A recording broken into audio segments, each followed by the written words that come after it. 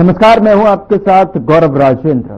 Bulletin की शुरुआत करते हैं। उत्तर प्रदेश की योगी सरकार ने मंगलवार को मुख्यमंत्री योगी आदित्यनाथ की अध्यक्षता में हुई कैबिनेट की बैठक में 10 महत्वपूर्ण प्रस्तावों पर मुहर लगा दी है। लोक भवन में सुबह 11 बजे शुरू हुई इस बैठक में रिटायर्ड अग्निवीरों को बड़ी सौगात दी गई।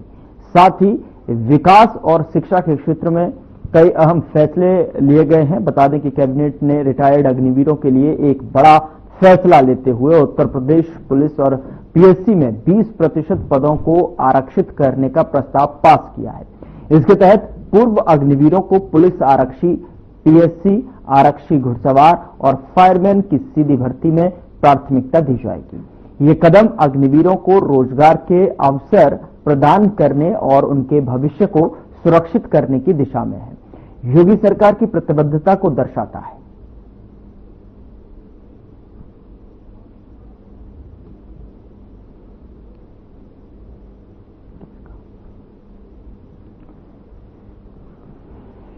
सीएम योगी ने बैठक की अध्यक्षता की और इस बैठक में 10 महत्वपूर्ण प्रस्तावों पर मोहर लगी है, जिसमें कि अग्निवीरों को लेकर जो है खास तौर पर जो प्रस्ताव था उसको मंजूरी दे दी गई है, जो कि 20% जगह जो है पुलिस और पीएससी में और घुड़सवारों और साथ ही साथ फायरमैन सर्विस में जो है इसमें आरक्षित किया गया है। 20% आरक्षण जो है अग्निवीरों को सीधी भर्ती में इसका लाभ मिलेगा और ये बड़े 10 महत्वपूर्ण जो प्रस्ताव हैं जो कि उन पर इस कैबिनेट की बैठक में मोहर लगी है।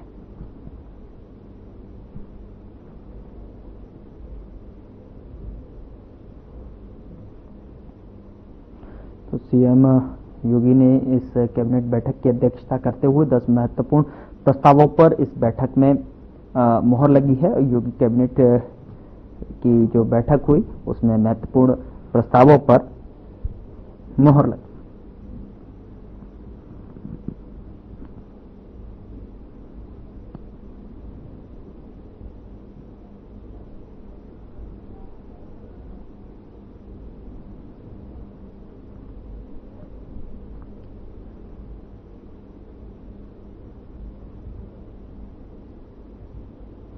योगी कैबिनेट की जो बैठक हुई थी और उस पर जो है सीएम योगी की अध्यक्षता में ये बैठक संपन्न हुई और ऐसे में इस बैठक पर 10 महत्वपूर्ण प्रस्तावों पर इस बैठक में मोहर लगाई गई है और जिसमें से कि अग्निवीरों के रिटायर्ड अग्निवीरों को लेकर जो है जो फैसला है वो कहीं ना कहीं 20% के आरक्षण के साथ में उसको मंजूरी दे दी गई है, उस पर मोहर लगा दी गई है और उसको पास कर दिया गया है।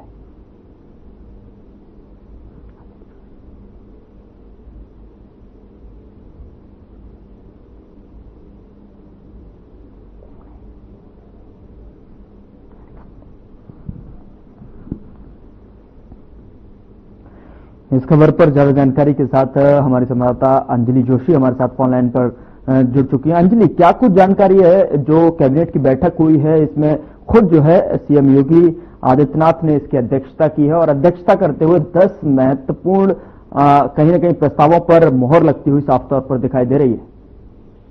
देखिए, इसमें आज की जो सबसे बड़ी कैबिनेट बैठक हुई उसमें कई सारे मुद्दों पर चर्चा हुई, 10 बड़े अहम फैसले लिए गए, पर सबसे बड़ा अहम फैसला जो लिया गया वो अग्निवीरों के लिए है। अग्निवीरों के लिए एक बहुत बड़ी खुशखबरी है, ऐसे कह सकते हैं हम लोग, क्योंकि योगी सरकार ने जो पूर्व अग्निवीरों की सियाई नौकरी के लिए जो बड़ी घोषणा की है, अब इस फैसले से अग्निवीरों को काफी ज्यादा फायदा होने वाला है।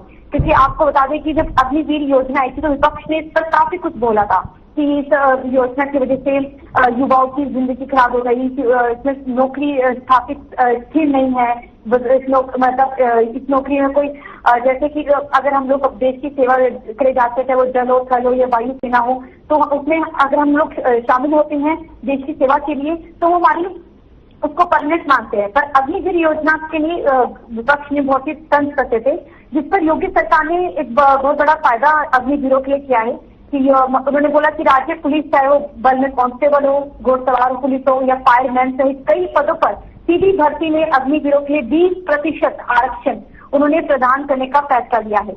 ये फैसला राज्य के वित्त मंत्री है सुरेश खन्ना जी, उन्होंने ये जानकारी देते हुए बताया है कि मुख्यमंत्री योगी आदित्यनाथ की अध्यक्षता में जो हुई मंत्री परिषद की बैठक में ये फैसला लिया गया है कि अब कि इस उद्देश्य से अग्निपथ योजना के तहत जो अपने 4 साल का कार्यकाल पूरा करने वाले जो पूर्व अग्निवीर हैं उनकी शासक सेवा के बाद ये अवसर उनको प्रदान किया जाएगा। तो जिस तरीके से अब अग्निवीरों के लिए इसमें खासतौर पर जैसे कि आपने बताया कि पुलिस में और पीएससी में, घुड़सवार में और फायर ब्रिगेड के जैसी जो है संस्थाएं हैं उसमें जो है अब सीधे 20% मतलब उनको सीधा जो है क्रेडिट दे दिया गया है, आरक्षण दे दिया गया है कि आप सीधे भर्ती में आप जो है दाखिल हो सकते हैं। तो ये एक बड़ा कदम और बड़ा जो है प्रस्ताव माना जा रहा है। जी, ये एक बहुत बड़ा प्रस्ताव है क्योंकि अगर हम देखिए, अगर थोड़ा ध्यान दीजिए कि जो हमारी सभी श्रेणियां चाहे वो सामान्य हो, एससी हो, एसटी हो और ओबीसी पर ये लागू हुआ है। अब पहले क्या होता था, कोई भी आरक्षण आता था तो हमेशा एसटी, ओबीसी इन्हीं चीजों पर ध्यान दिया जाता था। और आप ये भी देखिए कि इस फैसले के साथ साथ योगी सरकार ने चाहे वो जनरल कैटेगरी में भी कोई अगर आता है या फिर एससी, एसटी और ओबीसी के साथ उनको भी इस योजना का लाभ मिलेगा। अगर कोई अग्निवीर ऐसी श्रेणी में आता है तो आरक्षण एससी के भीतर ही लागू होगा, जो ओबीसी के भीतर तो उनको ओबीसी के अंदर, और जो सामान्य जनरल कैटेगरी में आते हैं उनको भी इस योजना का लाभ उतना ही प्राप्त होगा जितना कि एससी और ओबीसी वालों का है। क्या इसको लेकर जो है क्या डीपली जो है कोई नोटिफिकेशन जारी किया गया है किस तरीके से कि आने के बाद में जिस तरीके से क्या अलग से जो है कोई जो नोटिफिकेशंस हैं या फिर एग्जाम्स हैं उसके फॉलो करते हुए अंदर जो है 20% के लिए जो है इनको आरक्षित किया जाएगा? देखिए क्या है कि राजेश खन्ना सुरेश खन्ना जी उन्होंने कहा था कि कई राज्यों और केंद्रीय बलों ने अग्निवीरों को जो आरक्षण देने की पहल की है, ठीक है, इसमें कई बीएसएफ और हरियाणा, उड़ीसा जैसे राज्यों ने भी पूर्व अग्निवीरों को 10% आरक्षण की पेशकश की है। पर उत्तर प्रदेश मंत्रिमंडल ने अब 20% आरक्षण को जो मंजूरी दी है वो अपने आप में ही एक उदार पहल है, क्योंकि 20% आरक्षण मिलना सीधा उनको एक लाभ मिल जाएगा। जो अग्निवीर योजना से जो युवा थोड़े परेशान हो रहे थे कि 4 साल बाद क्या होगा, तो उनके लिए 20% आरक्षण की मंजूरी काफी लाभदायक माना जा रहा है। यह न केवल उनकी सेवा को मान्यता देता है बल्कि सुनिश्चित करता है कि वे सैन्य कार्यकाल के बाद भी देश की सुरक्षा के ढांचे में अपना योगदान पूरा दे सकते हैं। मतलब अगर उनका कार्यकाल खत्म भी हो जाता है, सैन्य कार्यकाल 4 साल के बाद, तो वो फिर भी देश की सुरक्षा के ढांचे में अपना पूरा योगदान देंगे जैसे पहले देते आए हैं। बिल्कुल अंजलि, जिस तरीके से साफ तौर पर जो अग्निवीर के थ्रू जो है युवा जो भर्ती में जो है शामिल हो रहे थे, सेना में जो जा रहे थे, उनके माथे पर सिकन थी, थोड़ी सी चिंता की लकीरें स्पष्ट तौर पर देखी जा रही थी कि 4 साल के भीतर के बाद में जो है क्या कुछ जो है उनके भविष्य के साथ में क्या कुछ देखने को मिलेगा। लेकिन जिस तरीके से ये सरकार की तरफ से एक सुनहरा अवसर के तौर पर हम देख सकते हैं कि किस तरीके से एक बड़ा फैसला जो है प्रस्ताव के रूप में यहाँ पर पास किया गया, मंजूरी दी गई कि आप सीधी भर्ती जो है आपको 20% का आरक्षण यहाँ पर मिलेगा। लेकिन कहीं ना कहीं और सारे जो क्राइटेरिया हैं क्या उनको वो फॉलो करने पड़ेंगे या फिर जो है वहां से रिटायरमेंट लेने के बाद में सीधे तौर पर जो है इसमें शामिल हो सकते हैं यहाँ पर हम अग्निवीर? इसमें थोड़ा सा ये है कि योगी सरकार के कैबिनेट में ही बात की गई है कि 4 साल के कार्यकाल के बाद भी आप अन्य मतलब देश की सेवा में अपना सेवा या फिर वायु सेनाओं इसमें आप अपना योगदान दे सकते हैं। पर इसके लिए ये है कि इसके लिए आपकी पहले एक टेस्ट होगा, परीक्षा होगी, और उसमें आपका परीक्षा में आपका फिजिकल टेस्ट भी लिया जाएगा, आपकी फिटनेस का टेस्ट भी होगा। अगर आप इन सब चीजों को अच्छे से क्लियर कर लेते हैं तो उसके बाद उनको कांस्टेबल जैसे कई जैसे छोटे पद होते हैं उनमें उनको भर्ती प्राप्त होगी। अंजलि जी, जिस तरीके से जो है और दूसरे अगर प्रस्तावों पर बात की जाए तो इस बताया जा रहा है कि 10 महत्वपूर्ण ऐसे बड़े प्रस्ताव हैं जिन पर जो है इस कैबिनेट की बैठक में जो है मोहर लगी है साफ तौर पर। तो ऐसे में जो है और क्या डिटेल्स जो है इस बैठक से जुड़ी हुई आपके पास है वो प्लीज दर्शकों के साथ जो है साझा कीजिए। बिल्कुल, देखिए इसके अलावा धार्मिक और पर्यटन स्थलों पर भी आने वाले जो श्रद्धालु हैं उनको पर्यटकों को सस्ते में ठहराने की बेहतर सुविधा की गई। आपको पता है योगी सरकार कभी भी नहीं चाहेगी कि जो धर्म से रिलेटेड हो या पर्यटन स्थल जितने भी हैं उसमें हमारे जो भी श्रद्धालु बड़ी श्रद्धा और आस्था के साथ अगर आते हैं किसी मंदिर स्थान पर तो उन्हें किसी भी तरह की कोई परेशानी या दिक्कत का सामना करना पड़े, उसके लिए उन्होंने साफ निर्देश दिए हैं अपनी पूरी मंत्रिमंडल को कि भाई जो भी ठहरने की व्यवस्था होगी, भोजन की जो व्यवस्था होगी, खाने पीने की जो व्यवस्था होगी, सब में एकदम सस्ता उन्हें छूट दी जाए। क्योंकि अगर किसी धर्म स्थल में कोई आ रहा है तो वो व्यक्ति गरीब भी हो सकता है, अमीर भी हो सकता है और मीडियम क्लास का भी हो सकता है। तो सभी लोगों को ध्यान में रखते हुए योगी सरकार ने ये भी निर्देश दिए हैं कि धार्मिक और पर्यटन स्थल में आने वाले जो भी लोग हैं, भक्त हैं, जो भी लोग हैं, उन सभी को ठहरने और भोजन की जो व्यवस्था होगी उसमें उनको छूट दी जाए, मतलब सबसे दर पे सब काम किया जाए। चलो, बहुत बहुत शुक्रिया तमाम जानकारी साझा करने के लिए अंजलि जी। और तो ये थी हमारे साथ अंजलि, जो कि लगातार जो है ये बैठक जो हुई है योगी सरकार की जो कैबिनेट बैठक है, जिसमें सीएम योगी ने जो बैठक की अध्यक्षता की है, उसमें साफ तौर पर बड़े 10 महत्वपूर्ण प्रस्तावों पर मोहर लगती हुई साफ तौर पर यहां पर कैबिनेट की दिखाई दे रही है।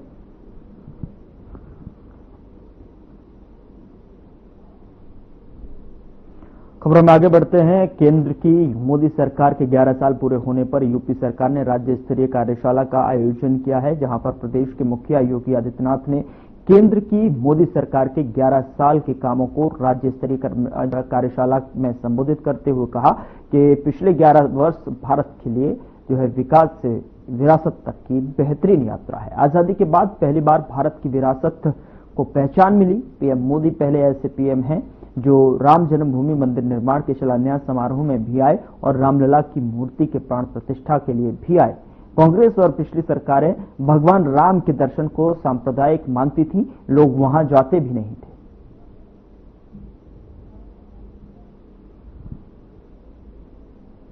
इस आयोजन के अवसर पर जो विकसित भारत का एक अमृत काल है, इसमें सेवा, सुशासन और गरीब कल्याण के 11 वर्ष पूरे हो रहे हैं।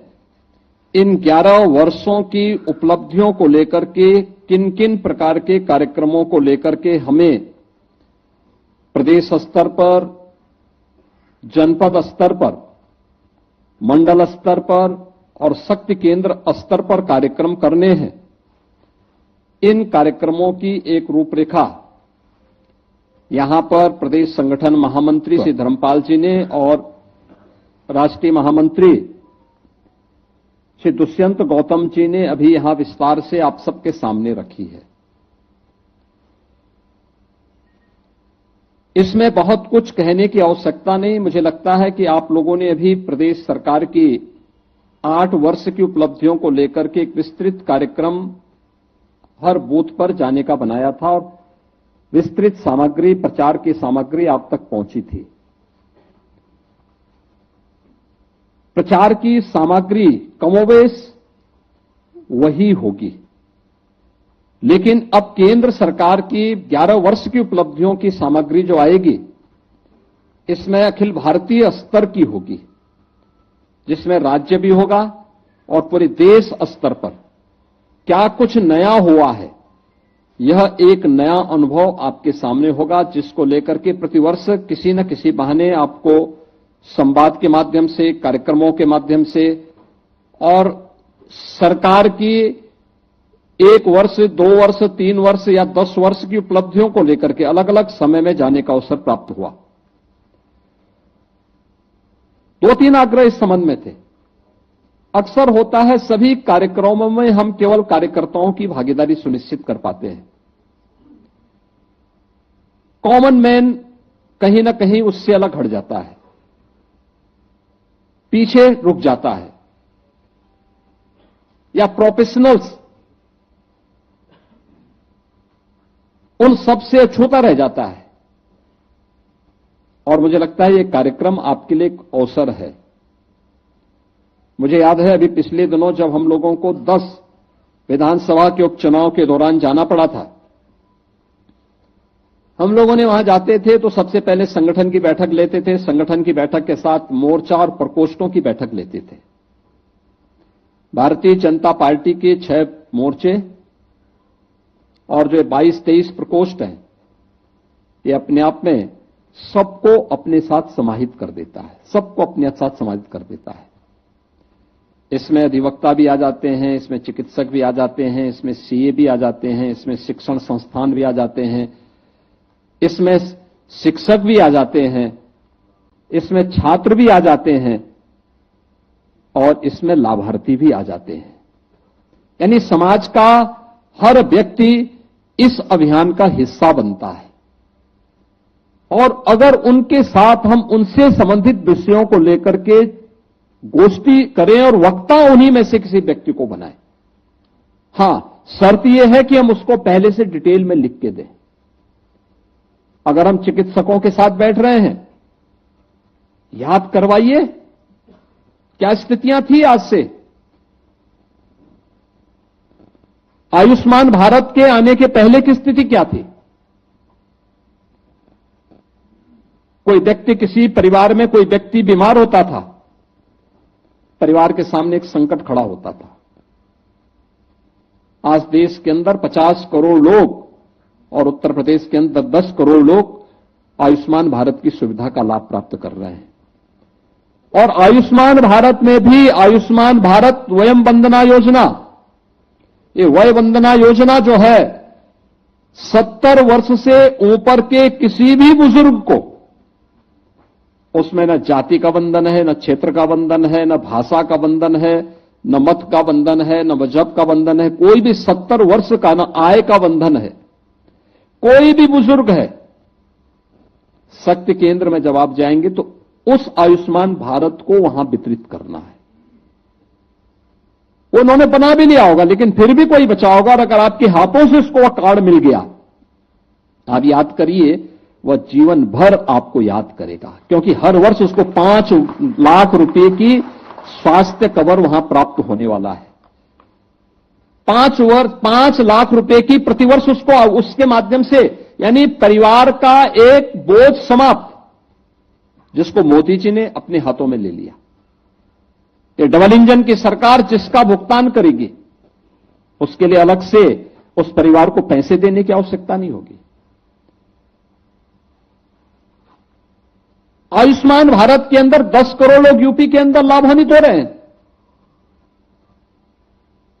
ये इसके अतिरिक्त है। याद करिए, मोदी जी के आने के पहले कांग्रेस की सरकार 2014 में केवल एक एम्स था। अटल जी की सरकार आई, अटल जी ने 6 एम्स बनाए, और मोदी जी ने संख्या 22 अतिरिक्त नए एम्स बना करके और आगे बढ़ा दी, जिसमें यूपी के अंदर भी 2 नए एम्स बने हैं। 1 डिस्ट्रिक्ट 1 मेडिकल कॉलेज की परिकल्पना को साकार किया है मोदी जी ने। कोई सोचता था? कोई सोचता था किसी सुदूर गांव में मेडिकल कॉलेज बनेगा? बहराइच में मेडिकल कॉलेज बनेगा, लखीमपुर खीरी में मेडिकल कॉलेज बनेगा, सुल्तानपुर में मेडिकल कॉलेज बनेगा, बस्ती में मेडिकल कॉलेज बनेगा, मिर्जापुर या प्रतापगढ़ में मेडिकल कॉलेज बनेगा? कोई सोचता था? एक कल्पना थी, आज वो साकार हुई है। कौन बोलेगा इसके बारे में? एक मेडिकल कॉलेज निवेश भी लाता है, रोजगार भी देता है, और लोगों को स्वास्थ्य की बेहतर सुविधा का एक प्लेटफॉर्म भी उपलब्ध करवाता है। लेकिन हम बोलेंगे नहीं। अक्सर होता क्या है, हम लोग उन विरोधियों के बहकावे में आके कहते हैं, साहब डॉक्टर नहीं है, फलाना नहीं है, फलाना नहीं है। अरे जहां पहले कुछ नहीं था, किसी भी मेडिकल कॉलेज में आज के दिन पर कम से कम 45 से लेकर 90 डॉक्टर हैं। किसी भी मेडिकल कॉलेज में जहां एक भी नहीं था, वहां ये 45 से लेकर 90 डॉक्टर उस जिले में एक छत के नीचे उपचार की सुविधा उपलब्ध करवाने का काम कर रहे हैं। लेकिन जब हम बोलेंगे तब ना, जब हम बोलेंगे तब ना। यहां पे ब्रजेश जी ने कहा, पहले होता क्या था, ट्रेन से पानी पहुंचाने की व्यवस्था होती थी और वह भी नहीं मिल पाता था। आज हर घर नल की योजना लागू हो रही है। हम लोग बोलने में संकोच करते हैं। लाभार्थी ग्रुप को पकड़ना और उनको, उनके बीच में उन लोगों को उपलब्ध कराना। देखिए, आयुष्मान भारत का लाभ, आयुष्मान भारत की सुविधा का लाभ जो लाभार्थी उसको तो मिला ही मिला है, लेकिन इसका लाभ डॉक्टर को भी मिला है, पैरामेडिकल को भी मिला है, और अन्य नए लोगों के लिए रोजगार के नए अवसर भी उपलब्ध हुए हैं। डॉक्टर को इसलिए क्योंकि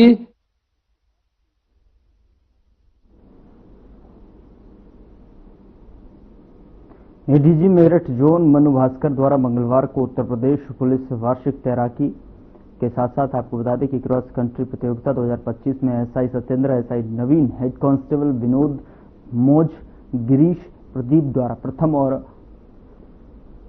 ममुआ संगीत, मीना, कामिनी, सरिता, सीमा द्वारा द्वितीय स्थान प्राप्त करने पर हार्दिक बधाई और उज्जवल भविष्य की शुभकामनाएं दी गई।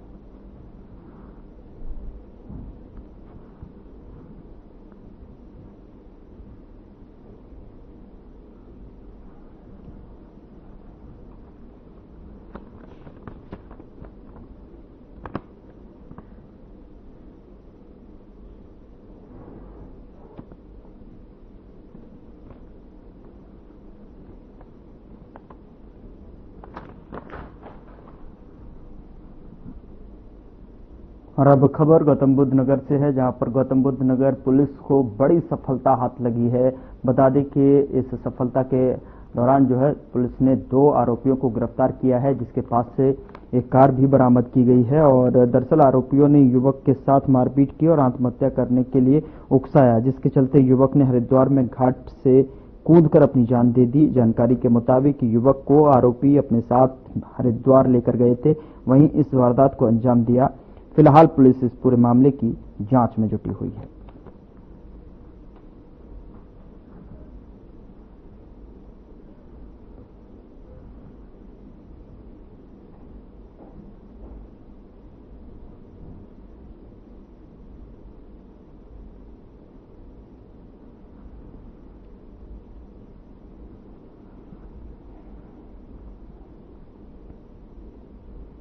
बुलेटिन में मेरे साथ